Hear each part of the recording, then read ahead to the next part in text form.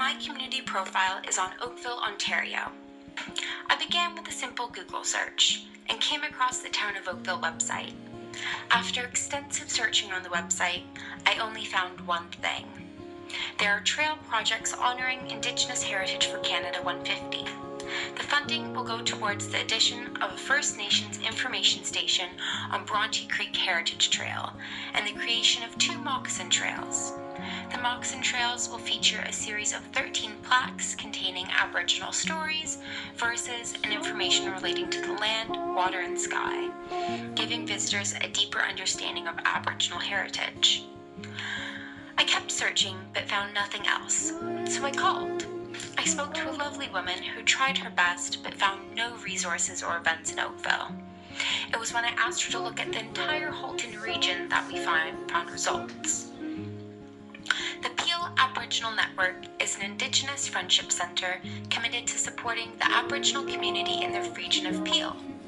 They have many programs such as drum workshops, community education, traditional healing and wellness, Indigenous alternative school, Aboriginal housing services, legal services, youth services, talking circles, and traditional arts and crafts. Next, we found the Métis Nation of Ontario, with their location in Brampton.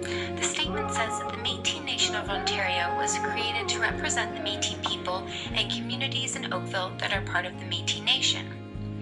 Through these various branches, the MNO maintains 30-plus service delivery access points across the entire province, administers over $200 million annually, and employs over 150 personnel across the province.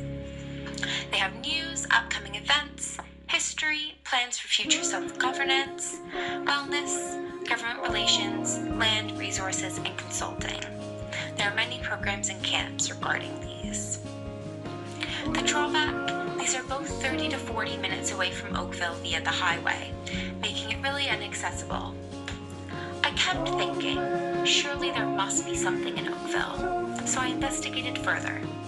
I contacted the local college, Sheridan. They have valuable resources, but are only available to those between the ages 14 and 18, since they are viewed as possible incoming students, as well as the students themselves. When I called about the program, they were very helpful and suggested I contact the library for more information. Something that stuck with me with the conversation is how they described Oakville as safe. Almost immediately when I asked what they thought about the town, this was a reminder that to me, safety is something they have to think about, whereas I do not. I looked at the Oakville website library and found little. Their website said nothing, and when I viewed their program guide for winter/fall, spring/summer, there were no events. I've worked at this library, and it shocked me to find how little there was. I worked on building these programs myself for 3 years. How was there never one program? Angry at myself, I called. They said that there was an upcoming event, an intergenerational Valentine's Day mixer for LGBTQ plus people, and this explicitly stated two-spirited people were welcome. Next, I looked into the local paper, the Oakville Beaver. Since February 1st, there have been 9 stories about Aboriginal news, but this was the national news. There was nothing regarding local stories. This got me thinking, how were there so few resources or events? So I returned back to the computer and visited the Stats Canada website. Oakville has a population of 200,000. Within that, there are 810 First Nations and 560 Métis. For Aboriginal ancestry, there are 55 First Nations and 30 Métis. Now to look at languages. The knowledge of languages is present, 30 for Aboriginal languages, 25 for Algonquin languages, 10 for Eastern Algonquin languages, 20 for Ojibwe Potawatomi languages, and 25 for Ojibwe. But in the workplace, languages used most often at work was 0. And for languages spoken at home, it was the exact same result. This led me to asking the question, How can Oakville improve?